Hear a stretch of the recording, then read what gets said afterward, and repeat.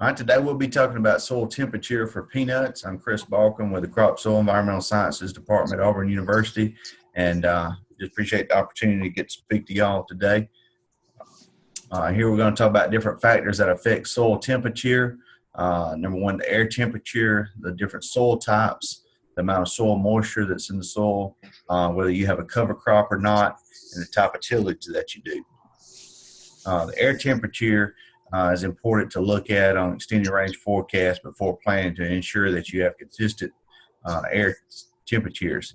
A cold front could reduce the soil temperatures below suitable levels, resulting in plant stands that would be reduced and possibly having to go in and replant. Different soil types and the amount of soil moisture can be affected by the fluctuations in air temperature, such as a cold front, how it affects those soil types differently. Sandy soils warm up faster than a clay or loamy soils do. However, they do have a drop in temperature faster from the cold front passing through. This is because the coarse textured sandy soils have a lower water holding capacity than a finer textured clay soil does. So moisture is slow to react to the temperature change. Therefore, a clay soil with plenty of soil moisture is slower to warm up, but is more stable and less likely to drop from a cold front passing through.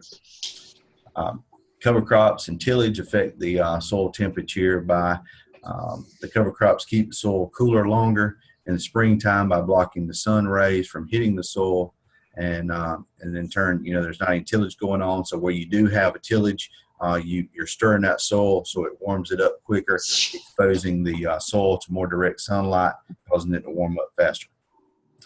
You can determine soil temperature different ways. We recommend for planting peanuts, the 4-inch average soil temperature is recommended to be 68 degrees for 3 consecutive days, followed by extended range forecast that is open and consistent weather, so it can maintain that temperature. The soil temperature could be monitored through the AWIS Mesonet website from research stations that report all across the state, or you could use a digital soil thermometer there in your field that records the high and low temperature each day. You could just measure that at a 4-inch depth at midday, which could represent a close representation of the average temperature for that time. You could also, you don't have to have a digital one. You could go out there and just physically go out and monitor and check the soil temperature at that 4-inch depth by using a traditional thermometer such as this. For years, the 4-inch soil temperature was recommended for planting peanuts at 65 degrees for 3 consecutive days.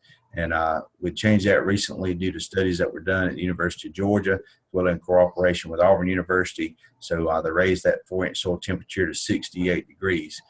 For the reason being that the study showed that there was about a 70% germination after 1 week at 65 degrees compared to 90% germination after 1 week at 70 degrees. So that little bit of increase in temperature made a huge difference in the amount of peanuts that were germinated. So just remember these factors about soil temperature at peanut planting time to ensure yourself a good solid stand of peanuts to avoid the possibility of having a less desirable stand and forcing you to in a replant situation. Thank you for your attention. Thank you. Okay, hey Chris? Yes. How come they didn't make it 3 days at 70 degrees? Why did they pick 68? I guess because, there when you look at the timing, most times that, not knowing that the farmers are going to jump out there and plant early anyway and stress, I guess that's the reason why when they showed that temperature range at 70, it's really hard for a lot of people to wait out there that much longer, because for years we've planted at 65. And when you can see that difference there by waiting, when you see it at 68, there we're only, that's 3 degrees warmer than the 65 and 2 from 70.